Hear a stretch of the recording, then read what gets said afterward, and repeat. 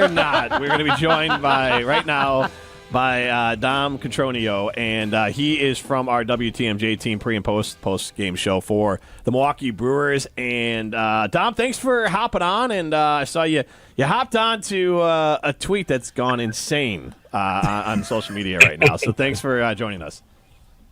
Look, we all make mistakes. We all are hucking takes 24/7. Not all of them are going to land. It's all good. Like, this is, I think you've been introduced. What I found, in my little corner of the Brewers world for these last 5 seasons is like the moment the Brewers get into the national conversation, and obviously us here in Wisconsin understand it, but just like the moment it gets into the national conversation, it's like every Brewers fan wants to find every take possible and tell everybody why they're wrong. So it's kind of a bad way to live life, but I think it's going to be all okay. We got, 9 more days until the trade deadline, and it's going to be stressful, but no, I would not trade Freddy Peralta for Eugenio Suarez. Let's just get that out of the way. So setting it up, it was more of a thought exercise. So I'm going to kind of walk you through how we got to the thought exercise. And my big take with the Brewers is that historically they are in the prospect acquisition business, not the business of trading prospects. Is that kind of fair statement? Even at the trade deadline throughout, they are more about trying to fill their queue of players because the way they operate on the budget they're given to from Mark Antanasio, they need prospects like future stocks to be able to have players to backfill when they have to move on from Devin Williams or Corbin Burns or all those sorts of things. Yeah, because the reason they do that is because they would rather do these little incremental small moves as opposed to a full-blown Astros-style tear down. Now, the Astros are the poster child of what can go right when you tear it all down. But the Pirates and the Nationals and the Rockies and the may I go on are the list of what happens if it goes wrong. So the Brewers are never going to be a team that tears it all the way down to the studs since, David Stearns took over in 2015. But with the way that we see it right now is when it comes to the prospect capital the Brewers have, they're a top 5 farm system in the game right now.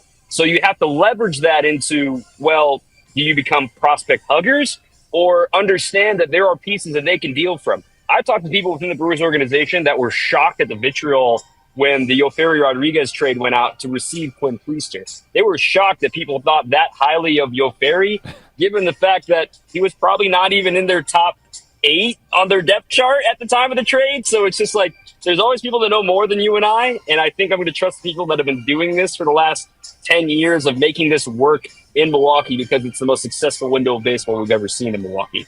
So the second part of it was, and this was a compliment to the Brewers, they're loaded. They're loaded with starting pitching. There's a ton of talent. There's talent still in the minors that can come be called back up. They have proven talent. They have Miz. They have Woodruff. They have Quintana. They have Priester. They have Patrick. They have a lot of arms. So I wasn't positioning this as like a hater-type give-up trade. I think the Brewers, if you look at some of the peripherals, they need a bat that hits the ball hard that can help the entire lineup, and third base to be a position. So, these type of trades don't happen in general. And, yes, a rental for a guy who you get a full season extra from with Peralta, that's not an equal. But that's kind of how we kicked it around, was more of hey, the Brewers have a position of strength with pitching, and they need a bat. And you could probably move Durbin around and do some things in the infield to still get him at bats and maybe spell Ortiz some way with some of the players you have. So that was kind of how we got there. It was more a thought exercise than a true the Brewers should make that trade because those trades don't happen in baseball. Well, furthermore, I think to give you credit a little bit too, I think you got done a little dirty by the cutoff. Sorry, Ryan, you got done a little dirty of what the whole segment was all about. But I think as we all react rationally to stuff like this when it comes to Freddy Peralta in particular, right? Because he is such a franchise stalwart. He took the deal when he took it. He's become the opening day starter. He's grown up in our eyes from brace face in his debut to now a dad of 2. So I think that struck a nerve too. But on the thought exercise front of it, I think what baseball people are very defensive. And they're very defensive of how dare you not understand they need multiple years of control. They need we can all take a deep breath. Freddie's only got 1 more year of control too. And personally, I would not trade Freddy Peralta because of the quality of production is far exceeding the $8 million he's guaranteed, which is why I would never consider that personally. Now, I know Brewers fans like to latch onto a tweet and say, oh, yeah, they're going to trade him because this is what they do to everybody. Like, the reason why they traded those guys is because they got too expensive. Freddie is cost controlled for $8 million, and then there's bonus incentive to make it up to $9 million. You keep that in your house if he's going to throw 200 innings, 200 strikeouts once again and make 33 starts. You keep that because that guy costs a lot more than $9 million on the open market. That being said, you're right, Jim. They do have a ton of pitching, and that is the most valuable commodity in baseball. Young, controllable pitching. There are 3 guys in the Brewers bullpen right now that could be big league starters any other team in the big leagues. Tobias Myers, Aaron Ashby, DL Hall. That's the kind of surplus the Brewers are dealing with. Oh, by the way, Nestor Cortez is one more rehab start away from coming back. You've got Chad Patrick in AAA. You've got studs in AA even too. So that's where the core they're going to be dealing from. It's not the big league like, all right, Clint Priester, those guys are sticking. It's who of these young guys are they going to dangle and say, ooh, you want this kid? He could turn out to be really good. And that's how you get somebody like Suarez back. All right, you're Matt Arnold. What's your move to get Suarez? I think that the move has to be, the analogy I've been saying is you got to break an egg to make an omelet. You're going to give up something you really like. And quite frankly, Logan Henderson has come up. Tobias Myers has come up. We all know what they can do in the big league level. That being said, it's going to take someone like that, someone that is at or near big league ready to take that leap. It's not going to be some 19-year-old lottery pick that you don't know what you're getting. The Diamondbacks are going to be searching for somebody who is big league ready. And in the case of Matt Arnold, he is able to oblige on that trade, unlike other teams. So it's going to come from that circle of the following of any of those studs between the bullpen and AAA. And furthermore, honestly, if you got to sweeten the deal and talk about relievers, if you got to talk about somebody like a Brian Hudson, if you got to talk about somebody like a Craig Yoho, I know he's a darling of fans, but the Diamondbacks are going to be looking for bullpen too. So these are the deals that you deal from a surplus, which is why the Brewers have been able to sustain this monster for so many years. Dom, so we heard Jeff Passan just a couple weeks ago on Wilde and Tausch say that he believes that the Brewers are one big bat away from being World Series contenders, right? Do you actually think, like I've heard what you've said so far, but do you actually think that the Milwaukee Brewers will actually make a move in order to be World Series contenders? Because based on their history, they don't. I think the thing that we all react to as fans is it's a binary reaction. They did or they didn't make the move. And now my entire opinion has changed because they did or they didn't make the move. We are not in the room of how many times the phone is picked up and trying to exchange names, trying to get to the finish line. This stuff comes down to the wire. I mean, literally, this is how it's going to go. Matt Arnold's going to pick up the phone to Mike Hazen, general manager of the Diamondbacks, and say, hey, I've got X, Y, and Z for you. And Mike's going to be like, I'll get back to you. Then Mike Hazen's going to pick up the phone and call Brian Cashman of the New York Yankees like, hey, the Brewers are offering X, Y, Z. What can you do? And then Brian Cashman says, well, I got A, B, C, and D. Okay, give me a sec. Called Matt Arnold. Well, now the Yankees are doing A, B, C, and D. So that's how this is going to go. In my opinion, I don't think the Brewers are going to get Suarez. I just don't see the Brewers making that move, given how quality Durbin has been, given how quality this team has started to really look in these last 11 games for obvious reasons. I think the priority right now for the Brewers, and the easiest way to make sure this doesn't happen, is make sure the Cubs don't get him. But you never know, because it's Wrigley. The wind could be blowing in every day that he's playing at home. He's a dead pull hitter. Honestly, if I was a betting man, which I'm not, I would say the odds are against the Brewers because the price is so high and there are so many teams involved in this. The Mariners, the Yankees, the Cubs, obviously, the Padres, the Tigers. I mean, 7 teams are going to be in on this bidding. So it is going to get very, very stressful in these next 9 days. All right, Dom. So let's play my game again. You're Matt Arnold again.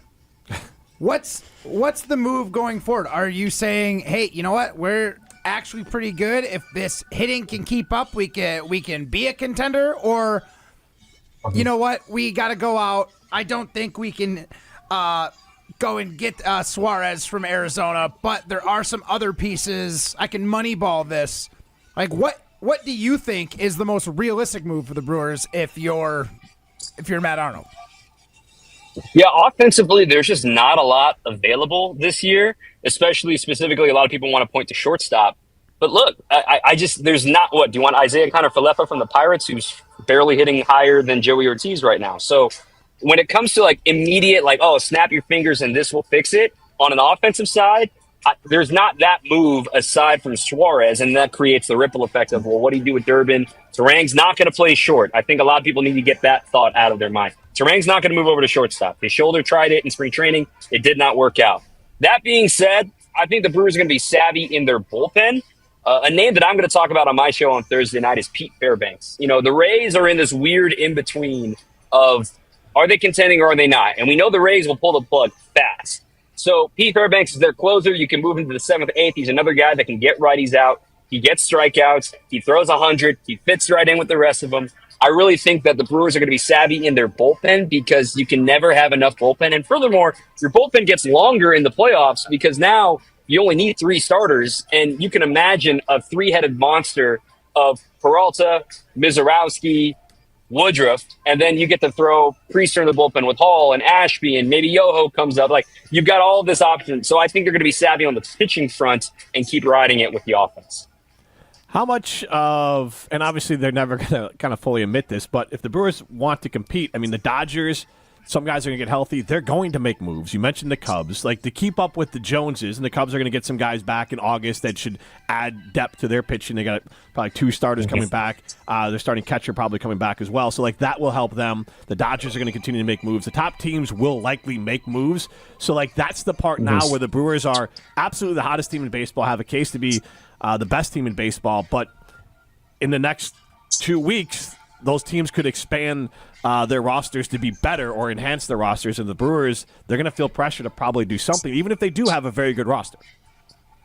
Yeah, I agree. I think this is a time of year that can also sort of galvanize your clubhouse where it's like, they believe in us, so they added to this big league club, right? I think of the ways that the Brewers, you know, some of these bullpen moves haven't worked out in the past. But then you look at last year, Nick Mears, a lot of people were really confused by that deal in August. And then come September and into October in Game 3, man, he nearly popped a blood vessel when he was walking off the mound, striking out the side there. So I think that the Brewers understand that they are in a position that, the Cubs are really dang good. Like, let's make that very clear.